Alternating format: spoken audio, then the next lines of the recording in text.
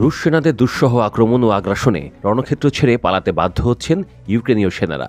দিন দিন ইউক্রেনের আরও ভেতরে ঢুকে বিভিন্ন অঞ্চলের একের পর এক গ্রাম ও শহর দখল করছেন রুশ সেনারা। রাশিয়া একে বলছে পুনরুদ্ধার।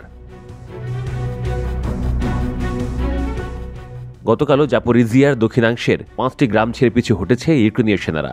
ইউক্রেনের সশস্ত্র বাহিনীর কমান্ডার ইন চিফ ওলেক্সান্দ্র সিরিস্কি বলছেন যে অস্ত্র ও সেনা সংখ্যায় রুশ বাহিনী এতটাই শক্তি নিয়ে এগোচ্ছিল যে ইউক্রেনীয় সেনাদের টিকে থাকা কঠিন হচ্ছিল। তাই জাপোরিজিয়ার 3টি গ্রাম ছেড়ে যেতে বাধ্য হন ইউক্রেনের সেনারা। ফলে সেগুলো দখল করে নেয় রুশ সেনারা। এর মধ্যে ওলেক্সান্দ্রিভকা ও হুলিয়াপোলের অবস্থা বেশি শোচনীয় ছিল বলেও উল্লেখ করেন সিরিস্কি।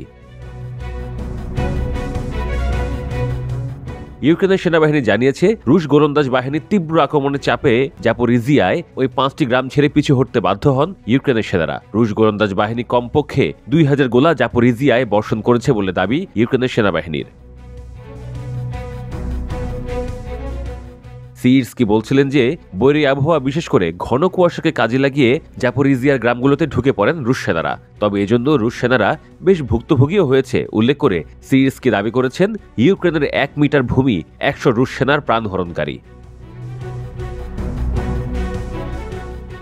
মঙ্গলবার একটি ভিডিও প্রকাশ করেছেন যুদ্ধ নিয়ে কাজ করা রুশ ব্লগাররা। সেখানে তারা দেখান রুশ সেনারা এগিয়ে যাচ্ছিলেন ইউক্রেনের পূর্বাঞ্চলের পোকরোভস্ক ও কুপিয়ানস্ক শহরের গভীরের দিকে।